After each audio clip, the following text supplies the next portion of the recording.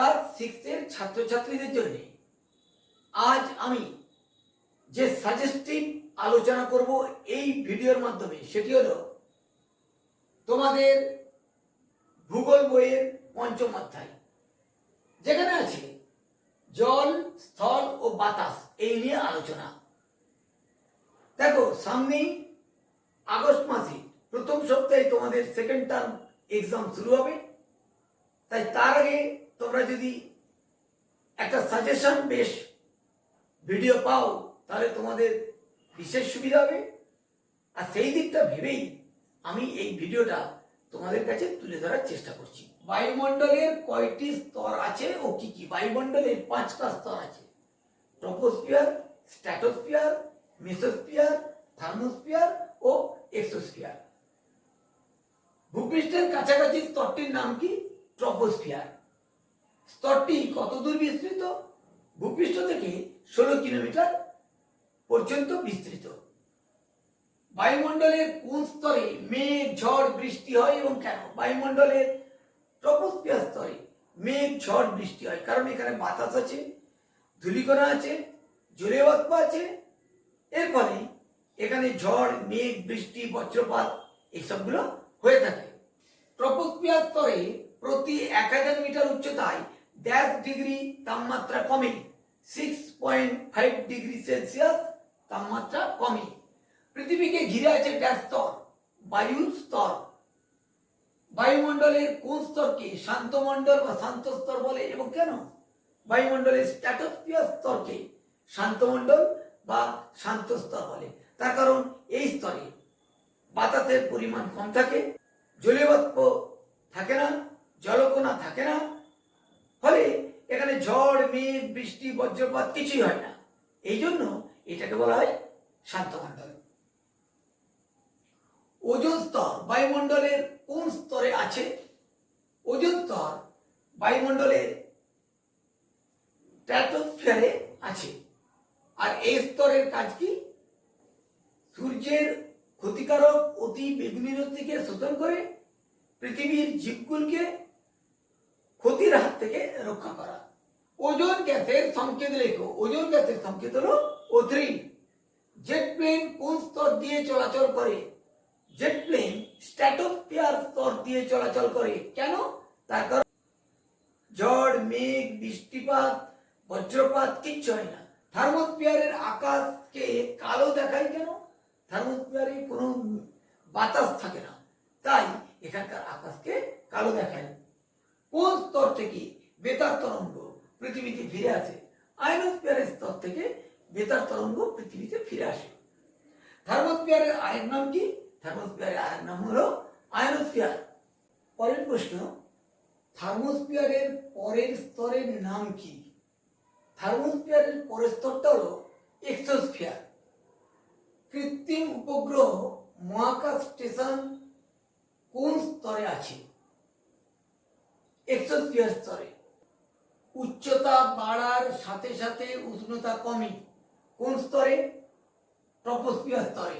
উচ্চতা বাড়ার সাথে সাথে উষ্ণতা বাড়ে কোন স্তরে? স্ট্র্যাটোস্ফিয়ার স্তরে। উচ্চতা বাড়ার সাথে সাথে উষ্ণতা কমে কোন স্তরে? মেসোস্ফিয়ার স্তরে।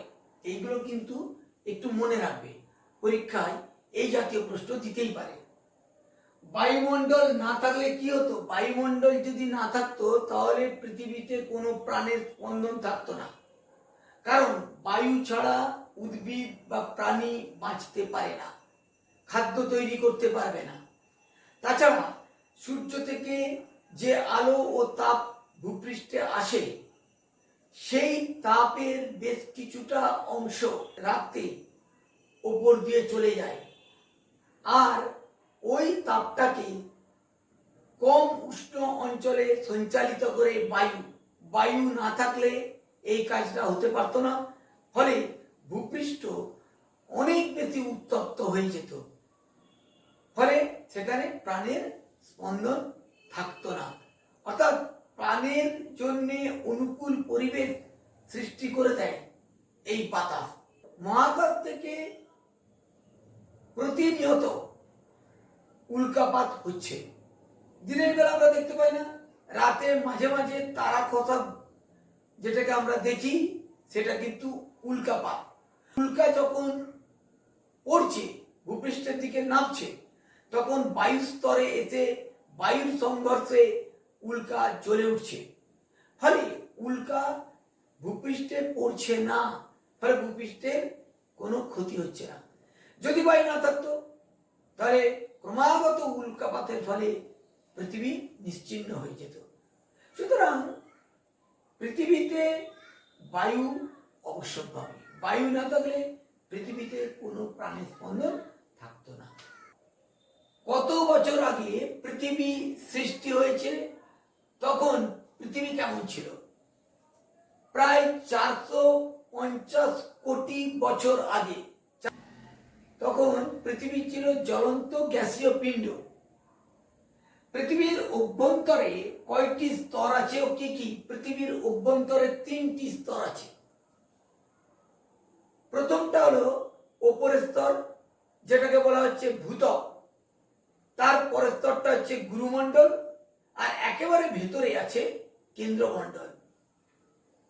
আর ওই যে উপরের স্তরটা আছে, উপরের স্তরে আছে স্থলভাগ। স্থলভাগ শিলা ও মাটি দিয়ে গঠিত বলে এই অংশটাকে বলা হচ্ছে শিলামণ্ডল। নীল গ্রহ কাকে বলে? পৃথিবীকেই নীল গ্রহ বলে। কবে পৃথিবীতে প্রাণের আবির্ভাব ঘটেছে? প্রায় 350 কোটি বছর আগে পৃথিবীতে প্রাণের আবির্ভাব ঘটেছে। জলচক্র কি? ভূপৃষ্ঠের জলভাগ সূর্যের তাপে উত্তপ্ত হয়ে বাষ্পীভূত হয়ে ওপরে উঠে যাচ্ছে। যত ওপরে উঠছে তত উষ্ণতা কমছে, ফলে সেই জলীয় বাষ্প ঘনীভূত হয়ে জলকণায় পরিণত হচ্ছে। তখন ধূলিকণাকে কেন্দ্র করে ওই জলকণাগুলো বাতাসে ভাসতে থাকে।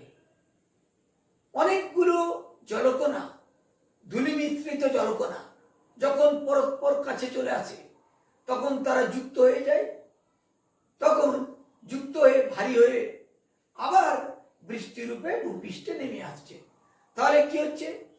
জল বাষ্পীভূত হচ্ছে, আবার জল আকারে ভূপৃষ্ঠে নেমে আসছে। এইটা ক্রমাগত চলতে থাকছে।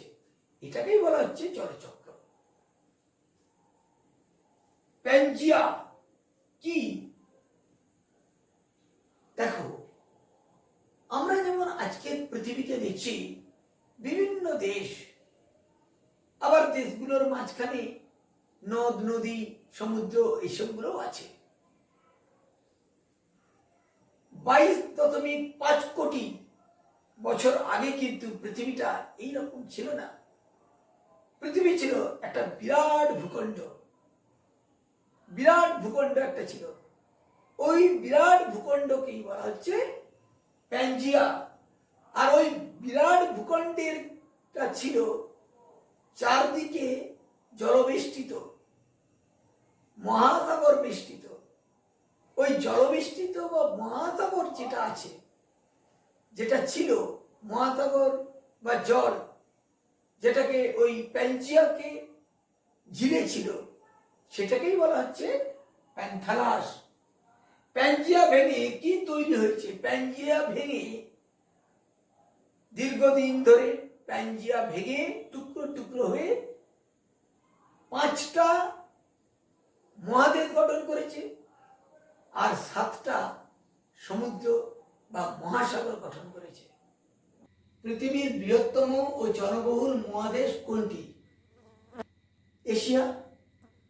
আমরা কোন মহাদেশে বাস করি? এটা খুবই সহজ একটা প্রশ্ন, কিন্তু অনেকেই হয়তো নাও জানতে পারো, সেজন্যই আমি প্রশ্নটা রেখেছি। আমরা এশিয়া মহাদেশে বাস করি। পৃথিবীর ক্ষুদ্রতম মহাদেশ কোনটি? ওশিয়ানিয়া। পৃথিবীর বৃহত্তম মহাসাগর কোনটি? প্রশান্ত মহাসাগর। পৃথিবীতে কত ভাগ জল আর কত ভাগ স্থল আছে? পৃথিবীতে প্রায় 3 ভাগ জল আর 1 ভাগ স্থল আছে। পৃথিবীর জীবমণ্ডল কত প্রজাতির উদ্ভিদ ও কত প্রজাতির প্রাণী নিয়ে তৈরি হয়েছে? পৃথিবীর জীবমণ্ডল প্রায় ৩৫,০০০ প্রজাতির উদ্ভিদ এবং প্রায় ১৫ লক্ষ প্রজাতির প্রাণী নিয়ে তৈরি হয়েছে। পরিবেশের ভারসাম্য কিভাবে নষ্ট হচ্ছে? মানুষ তাদের দৈনন্দিন কাজকর্মের মধ্যে দিয়েই পরিবেশের ভারসাম্য নষ্ট করছে। কিরকম? গাছপালা কেটে দিচ্ছে, শহর তৈরি হচ্ছে, গাছপালা কেটে জমি তৈরি করছে, রাস্তাঘাট তৈরি করছে, শপিং মল তৈরি করছে। এর ফলে কি হলো? পৃথিবীর ভারসাম্য নষ্ট হয়ে যাচ্ছে, বিশ্ব উষ্ণায়ন ঘটছে, অক্সিজেন এবং কার্বন ডাইঅক্সাইডের ভারসাম্য নষ্ট হচ্ছে। অর্থাৎ মানুষের নিত্য নৈমিত্তিক কাজকর্ম পৃথিবীর ভারসাম্যকে নষ্ট করে দিচ্ছে। পরের প্রশ্নটাই, বিশ্ব উষ্ণায়ন কি? বিভিন্ন যানবাহন আর মানুষের কাজকর্মের ফলে যে ধোঁয়া নির্গত হচ্ছে, সেই ধোঁয়াটা পৃথিবীর ওপরে একটা আস্তরণ তৈরি করছে শামিয়ানার মতন। দেখো, দিনের বেলা সূর্যের আলোতে ভূপৃষ্ঠ উত্তপ্ত হয়, রাত্রির বেলা ঠান্ডা হয়ে যায়। কিন্তু ওই যে শামিয়ানার মতন একটা চাদর সারা পৃথিবীকে মুড়ে রেখেছে, ভূপৃষ্ঠের এই তাপটাকে ওপরে যেতে বাধা দিচ্ছে, ফলে ভূপৃষ্ঠ ক্রমাগত গরম হতে থাকছে। এটাই হলো বিশ্ব উষ্ণায়ন। এর ফলে কি হচ্ছে? এর ফলে কখনো অতিবৃষ্টি, কখনো খরা, কখনো ঝড়, এরকম প্রাকৃতিক বিপর্যয় ঘটছে। আবার এই বিশ্ব উষ্ণায়নের ফলে আন্টার্কটিকার বরফ গলে যাচ্ছে, ফলে জলস্তর বৃদ্ধি পাচ্ছে। কিভাবে আমরা বিশ্ব উষ্ণায়নের হাত থেকে রক্ষা পেতে পারি? আমরা যদি সতর্ক হই, প্রত্যেকে, শুধুমাত্র আমরা ভারতবাসী বা বাঙালিরা সতর্ক হলে চলবে না, সারা পৃথিবীর মানুষকে সতর্ক হতে হবে। যদি আমরা সচেতন হই, তাহলেই বিশ্ব উষ্ণায়ন কমতে পারে। প্রচুর গাছ লাগাতে হবে, বিভিন্ন ধোঁয়া বেরোয় এইরকম যন্ত্রপাতির ব্যবহার কমাতে হবে। পৃথিবীর সর্বোচ্চ পর্বতশ্রেণী কোনটা? হিমালয়। ইউরেশিয়া কি? ইউরোপ আর এশিয়া, এই দুটো মহাদেশকে একত্রে বলা হয় ইউরেশিয়া। শুষ্কতম শীতল মরুভূমি হল প্যাটাগোনিয়া। আমাজন ও লা প্লাটা হল দক্ষিণ আমেরিকার নদী। বৃহত্তম উষ্ণ মরুভূমি হল ড্যাশ সাহারা। উত্তর আমেরিকার প্রধান নদী কলোরাডো, মিসিসিপি, মুসৌরি, এই নদীগুলো হবে। এইবার দেখো, এখানে আমি বলে দিয়েছি উত্তর আমেরিকায় রকি, আল্পস আছে ইউরোপে, আন্দিজ আছে দক্ষিণ আমেরিকা। তো এই হলো আমার এই চ্যাপ্টারটার উপরে, পঞ্চম অধ্যায়ের উপরে সাজেশন ভিত্তিক একটা আলোচনা।